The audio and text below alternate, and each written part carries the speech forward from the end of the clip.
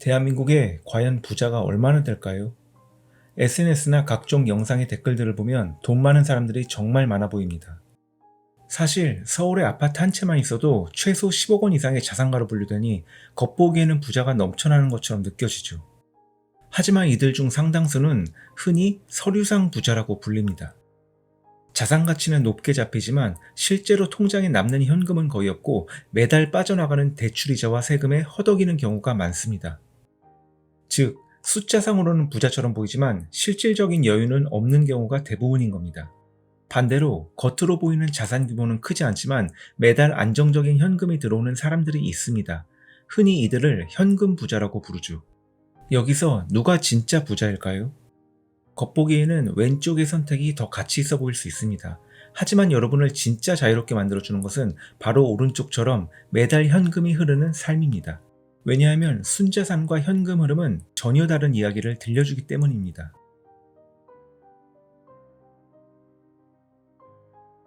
먼저 순자산부터 시작해 보겠습니다. 순자산이란 우리가 가진 모든 자산의 가치에서 부채를 뺀 금액을 말합니다. 여기서 자산에는 주식, 부동산, 귀금속, 현금, 사업체 등 가치가 있는 모든 것이 포함됩니다. 반대로 부채에는 주택담보대출, 학자금 대출, 신용카드 빚처럼 우리가 남에게 갚아야 할 모든 채무가 해당됩니다. 쉽게 말해 내일 당장 내가 가진 자산을 전부 팔고 모든 빚을 다 갚았을 때 손에 남는 돈이 곧 나의 순자산인 것이죠. 따라서 순자산은 개인의 현재 재무 상태를 가장 직관적으로 보여주는 유용한 지표라고 할 수 있습니다. 대한민국에서 흔히 볼 수 있는 서류상 부자의 전형은 영끌에서 서울 아파트를 산 사람입니다. 겉으로는 자산이 커 보입니다. 예를 들어 시세 10억 원짜리 아파트를 대출 6억 원을 끼고 샀다면 서류상으로는 곧바로 자산가 10억 원 보유자가 되는 것이죠. 하지만 현실은 다릅니다. 매달 약 300만 원의 원리금을 갚아야 하고 재산세 시즌이 되면 수백만 원이 또 나갑니다. 여기에 아이 교육비와 생활비까지 합치면 손에 쥘 돈은 거의 없습니다. 주변에서는 꽤 사는 집처럼 보이지만 실제 생활은 빠듯하기 그지없습니다. 이게 잘못된 선택이라고만 할 수는 없습니다. 다만 문제는 자산의 숫자만 커 보일 뿐 정작 현금이 없다는 데 있습니다. 사람은 살다 보면 갑자기 큰 돈이 나갈 상황을 마주하거나 꼭 잡아야 할 투자 기회가 찾아오기 마련입니다. 그러나 집 한 채를 쪼개서 화장실만 팔 수도 없고 은퇴 전에는 퇴직연금을 꺼내 쓰기도 어렵습니다. 반대로 현금 부자는 유동성이 없는 자산에 올인하지 않습니다. 대신 S&P 500 ETF나 배당주 ETF 같은 곳에 분산 투자해 매달 안정적인 수익을 확보합니다.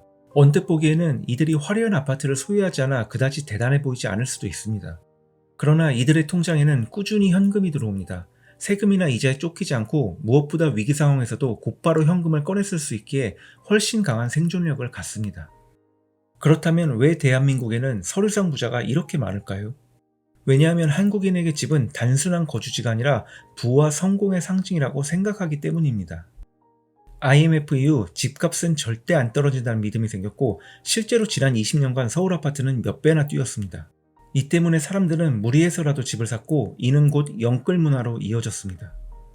하지만 문제는 부동산 외의 자산은 거의 방치한다는 겁니다. 미국에선 401k, IRA, ETF 투자 등으로 국민 대부분이 금융자산을 불리지만 한국에서는 집값 상승에 기대어 대출을 감당하며 버티는 경우가 많습니다. 실제로 통계에 따르면 한국 가계자산의 70% 이상이 부동산에 묶여 있습니다. 즉, 집을 팔지 않으면 당장 쓸 수 있는 돈이 거의 없는 구조인 겁니다. 또한 한국 사회의 집 몰빵 현상은 정부 정책에도 큰 영향을 줍니다. 정책 방향이 아무리 좋아도 집값 이해관계 때문에 무력화되는 경우가 생기는 겁니다. 그렇다면 현금 흐름이란 대체 무엇일까요? 간단히 말하면 정기적으로 들어오는 실제 수입에서 지출을 뺀 금액입니다. 월급, 임대수익, 배당금, 부업수입 등 매달 꾸준히 내 계좌에 들어오는 모든 현금이 여기에 포함됩니다. 현금 흐름이 플러스면 버는 돈이 쓰는 돈보다 많다는 뜻이고 현금 흐름이 마이너스면 아무리 서류상 순자산이 높더라도 실상은 천천히 말라 죽고 있는 상태인 셈이죠. 한국통계청 자료에 따르면 2023년 기준 1인 가구의 45%가 월급날 전 통장 잔액이 10만원 이하라고 응답했습니다. 이들 중에는 연소득 6천만원 이상인 사람들도 다수 포함되어 있습니다. 쉽게 말해 벌자마자 다 쓰고 남는 게 없는 구조인 겁니다. 쓸데없는 과소비를 한다는 뜻이 아니라 대출 상환 등 고정비 지출로 인해 대부분 나가는 거죠. 그래서 서류상으로는 부자로 보이지만 실제로는 월급이 끊기면 바로 위기에 빠지는 사람들이 생기는 겁니다. 특히 서울의 고가 아파트를 영끌해서 구매한 고소득층 중 상당수는 순자산은 높지만 현금 흐름은 마이너스인 상태로 살아가고 있습니다. 그리고 이 구조는 실직 등으로 인해 소득이 끊기는 순간 매우 위험한 상황으로 전환됩니다. 통계청 가계금융복지주사에 따르면 소득층의 약 65%가 대출 상환이 가장 큰 부담이라고 답했습니다. 또한 서울 거주 고소득자들은 다주택자가 많지 않고 영끌로 산 1주택자가 큰 비중을 차지합니다. 즉, 자산은 높게 잡혀 있지만 실제로 당장 꺼내 쓸 수 있는 현금 유동성은 부족한 계층이 급증하고 있다는 의미입니다. 겉보기엔 성공한 듯 보이지만 실제로는 위험한 서류상 부자입니다. 대부분은 집을 사며 부를 쌓는다고 믿지만 현실적으로는 절대 꺼낼 수 없는 비싼 저축 통장을 만들어 놓고 있는 셈이죠. 그렇다면 현금 흐름 시스템은 어떻게 구축할 수 있을까요? 단계별로 살펴보겠습니다. 예전 영상에서 설명을 드린 적 있지만 첫 번째 단계는 직장을 구하고 시간을 직접 노동과 교환해 돈을 버는 것입니다. 대부분의 사람들이 이렇게 시작하죠. 하지만 문제는 많은 이들이 이 단계에서 멈춰버리고 평생을 보낸다는 점입니다. 돈을 벌면 빠져나가고 다시 벌면 또 빠져나가고 결국 이 사이클을 수십 년간 무한 반복하는 겁니다. 따라서 이 다음 단계로 가기 위해 반드시 필요한 것이 바로 마진을 늘리는 것입니다. 여기서 말하는 마진이란 월 수입에서 월세, 식비, 구독료, 외식비 같은 고정 지출을 뺀 뒤 남는 돈을 말합니다. 예를 들어 월 수입이 300만 원이고 지출이 250만 원이라면 여러분의 마진은 50만 원인 거죠. 마진을 늘리는 방법은 단순히 두 가지뿐입니다. 더 많이 벌거나 덜 쓰거나. 문제는 많은 사람들이 버는 돈이 늘어날수록 지출도 함께 늘려버린다는 데 있습니다. 월 수입이 250만 원에서 300만 원, 400만 원으로 늘어도 지출이 200만 원에서 250만 원, 350만 원으로 같이 오르면 결국 마진은 여전히 50만 원에 머무릅니다. 이것이 바로 저희 채널에서 자주 강조하는 라이프 인플레이션, 즉 경제적 자유를 망치는 조용한 암살자입니다. 반대로 소득을 늘리면서도 생활비를 고정시킬 수 있다면 상황은 달라집니다. 이때부터는 진짜 레버리지 효과가 발생합니다.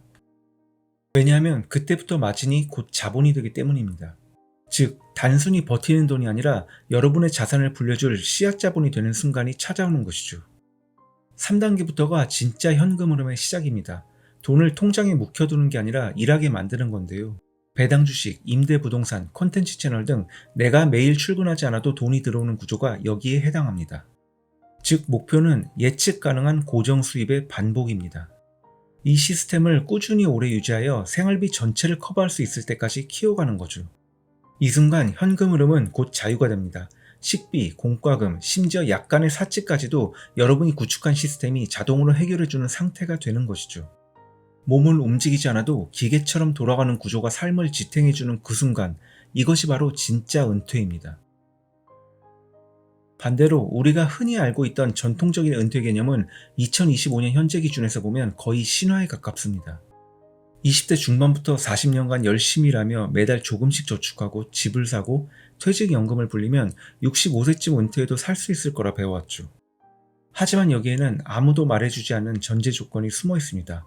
바로 은퇴 후 20년에서 30년간 월급 없이도 버틸 만큼의 순자산을 모아야 한다는 겁니다. 통계청 2024년도 가계금융복지조사에 따르면 평균 은퇴 가구의 연간 지출은 약 3,727만 원입니다. 예를 들어 서울의 10억 원짜리 아파트를 소유한 55세 직장인을 가정해 볼게요. 퇴사 후 더 이상 소득은 없고 연금 나오려면 아직 멀었고 그동안 자녀 교육비와 대출 상환 때문에 모아둔 현금 자산은 거의 없는 상황입니다. 이 사람이 월 400만 원의 생활비가 필요하다면 어떻게 될까요? 10억짜리 집을 팔아 4억 원으로 작은 아파트를 전세 또는 매입하고 남은 6억 원을 은퇴 생활비로 운영한다고 가정해 봅시다. 그렇다면 단순 계산으로 약 12년 6개월을 버틸 수 있습니다. 하지만 수명이 길어질수록 리스크가 커지고 예상치 못한 의료비나 자녀 결혼 자금 같은 변수에 취약한 구조죠. 이것이 바로 전통적인 은퇴 모델의 한계입니다. 오늘부터 일 안 해도 돼, 돈은 그냥 흘러나올 거야 라는 마인드는 환상에 불과합니다. 반면 만약 여러분이 은퇴 전까지 매달 350만 원의 현금 흐름 시스템을 만들어냈다면 어떨까요? 생활비를 기존보다 50만 원만 줄이면 은퇴가 가능합니다. 게다가 힘들게 모아둔 자산은 아예 건드릴 필요가 없죠. 결론은 단순합니다. 은퇴를 위해 반드시 거대한 자산이 필요한 게 아닙니다. 여러분의 자본소득이 고정 지출을 커버하기만 하면 그 순간 이미 경제적 자유와 은퇴는 현실이 됩니다.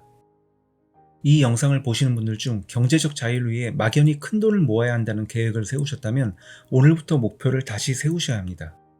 경제적 자유는 거대한 자산을 쌓아두는 게 아니라 일하지 않아도 돈이 흘러들어오는 시스템을 만드는 것입니다. 자산은 단지 서류상으로 얼마나 부유해 보이는지를 보여줄 뿐이지만 현금 흐름은 여러분이 실제로 얼마나 자유로운지를 증명합니다.